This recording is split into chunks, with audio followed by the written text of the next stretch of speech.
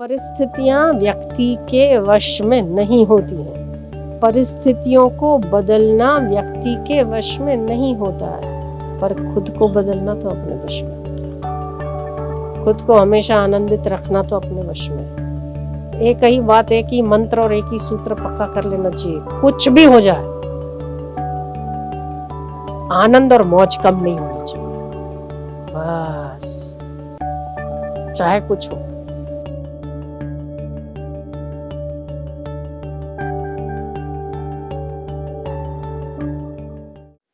तो ईश्वर का धन्यवाद है जे छे एमां मजा छे।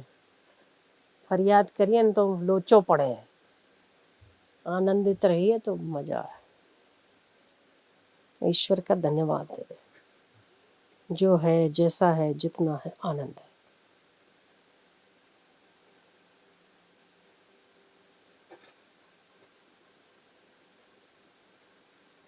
हॉस्पिटल में जाओ, कैसे लोग बीमार पड़े, किसी का हाथ कटा है, किसी का पैर कटा है, किसी का अर्धा सिर कटा है। आपने तो आखे है ना, फूल छे ना, फूल, हाँ, लोग डिफेक्टिव पीस हो जाते हैं। अपन सिंगल पीस अच्छा वाला है। थोड़ा बहुत तो चलता रहेगा ना, तो शरीर है। डेप्रिसिएशन तो लगता ही, एनी कॉस्ट तो लागे। डेप्रिसिएशन तो होता ही है कि नहीं, मिल्कत का, कोई भी यंत्र का घिसेगा तो खराब तो होगा ही। गाड़ी खराब था तो बिचारू चालतू हरतू फरतू કેટલો साथ आपे।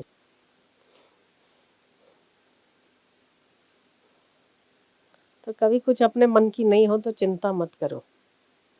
अपने मन की नहीं हो तो जरूरी नहीं सबके मन की होती है। करोड़ों लोग हैं, आज आपके मन की नहीं है तो किसी और के मन की हो गई होगी तो भी ठीक है, और क्या, अच्छा ही है। उसमें भी भगवान है, भले हुए। अपने मन की नहीं, उसके मन की हो गई, ठीक है। एक बार सास की चल गई तो एक बार बहू की चल गई, अच्छा है। कभी बहू की नहीं चल रही तो आज ससुर की चल गई, अच्छा है। उसमें भी तो भगवान है, उसमें भी तो ईश्वर को उत्साह देने के लिए सबकी चलानी पड़ती है ना। और किसी की भी नहीं चली, छोटे बच्चों की चल गई तो बढ़िया है, उनको भी अधिकार है चलाने का। और चारों में से किसी की नहीं चली तो कोई तो है, भगवान की चल गई तो भी बढ़िया है और अच्छा। देखो, परिस्थितियां व्यक्ति के वश में नहीं होती हैं। परिस्थितियों को बदलना व्यक्ति के वश में नहीं होता है, पर खुद को बदलना तो अपने वश में होता है। खुद को हमेशा आनंदित रखना तो अपने वश में है। एक ही बात, एक ही मंत्र और एक ही सूत्र पक्का कर लेना चाहिए, कुछ भी हो जाए आनंद और मौज कम नहीं होनी चाहिए। बस, चाहे कुछ हो,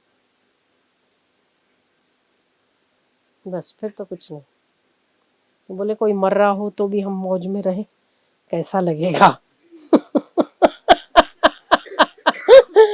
कैसा लगेगा? कोई मर रहा हो और हम आनंद करें, ये कैसा लगेगा? बताओ, उसका क्या इलाज है? भाई, हम अमर होते और कोई जा रहा है तो हमें हम दुख होता, पर हम भी तो 5, 10, 15, 20, 25 साल के बाद भी लाइन तो वही है ना। ऐसा तो नहीं उसकी है, हमारी नहीं है, क्या दुख करो। पर हाँ, व्यवस्था जरूर करना चाहिए, दुख भी करना चाहिए, ऐसा भी नहीं करना चाहिए।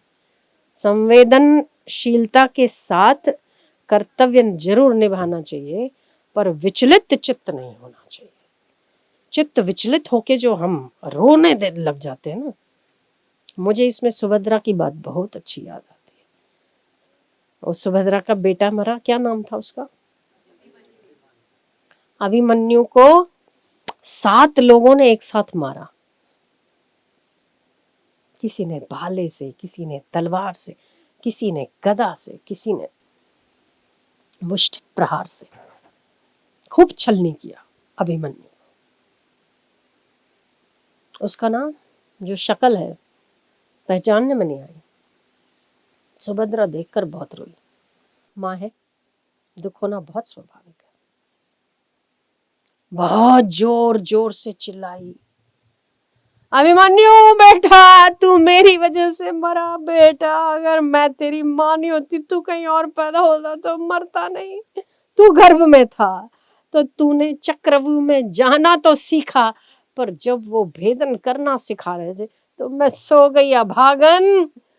ओ मेरे बेटे, तेरी मृत्यु का कारण केवल और केवल तेरी माँ है, इसको सजा दे बेटा। पर तूने तो सजा दे दी मुझे अकेला छोड़ के।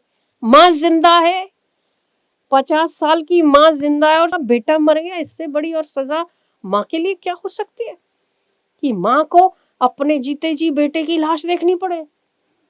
बेटा, मेरे जैसा दुर्भागी कोई नहीं, मुझे माफ कर। कृष्ण आए पीछे से, सुभद्रे बेटा ही तो मरा है, शरीर ही तो गया है। सुभद्रे चुप रहो, तुम हमेशा उपदेश ठोकते रहते हो, तुम्हें बात क्या।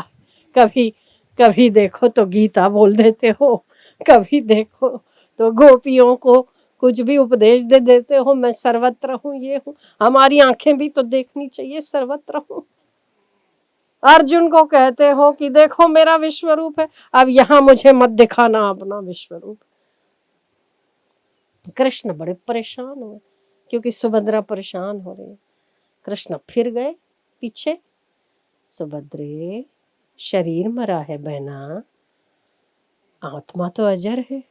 कहा मैंने, कुछ मत बोलो, कुछ मत बोलो, कुछ मत बोलो। तुम्हें उपदेश के अलावा आता क्या है? तुम कठोर हो, कठोर।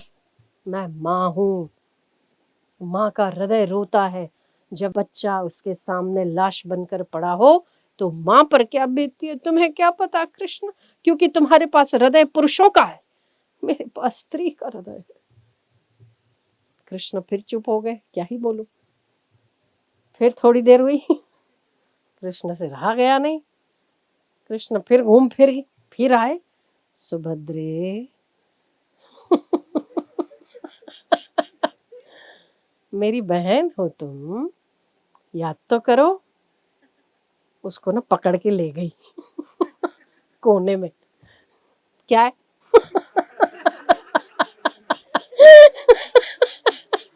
क्या है क्या तुमको? कृष्ण ने बोला, सुभद्रा तुम इतनी विचलित चित्त हो, ये देखकर मुझे दुख हो रहा है कि तुम मेरी बहन हो। सुभद्रा ने क्या जवाब दिया पता है आपको? सुभद्रा ने बोला कृष्ण को, जो रो रही है वो माँ है, और ये माँ रो रही है, जो ये समझ रहा है वो तेरी बहन सुभद्रा है। मैं विचलित नहीं हुई हूँ, रोने दे। क्या कॉन्शियसनेस है, क्या जागरूकता है, क्या उसका सजगता है उस व्यक्ति की कि वो रो रहा है, उसे पता है कि मुझे दुख हो रहा है, तो ये माँ रो रही है पर मैं नहीं रो रहा हूँ।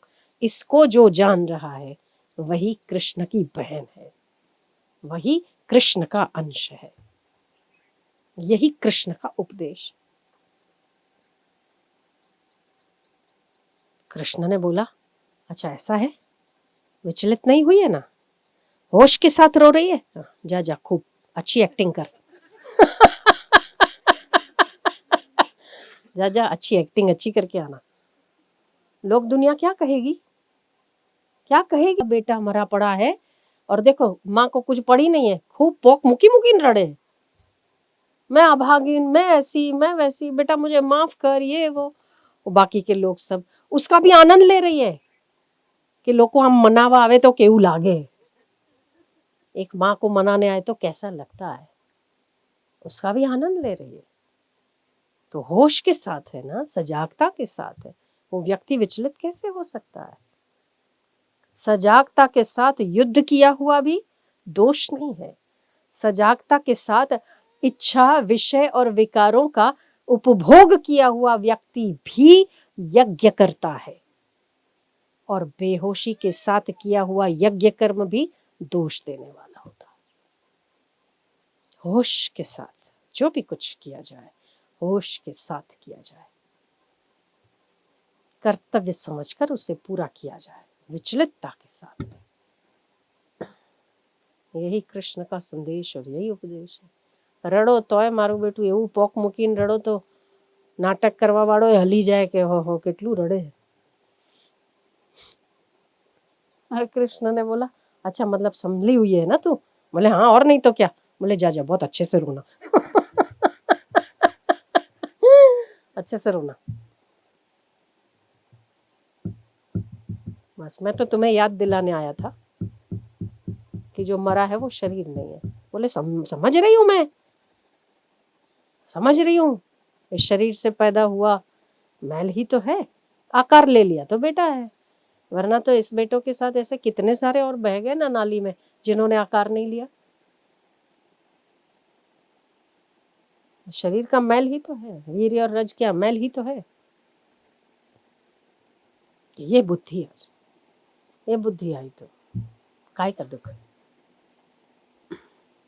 तो ऐसा व्यक्ति जो संसार में विरक्ति के साथ, कर्तव्य निष्ठा के साथ, फिर भी अंदर से अनासक्त होकर जो जीता है वही वास्तविक जीवन जीता है। बाकी तो सब दुखी सुखी हो ही रहे, कीड़े मकोड़ों की तरह जन्म लेते मरते, फिर जन्म लेते फिर मरते, फिर ऊपर नीचे होते फिर मरते, फिर सुखी होते फिर दुखी होते फिर सुखी। सुख दुख में मैं सुखी दुखी नहीं होता, ये जिसको समझ आ गई वो श्रेष्ठ है।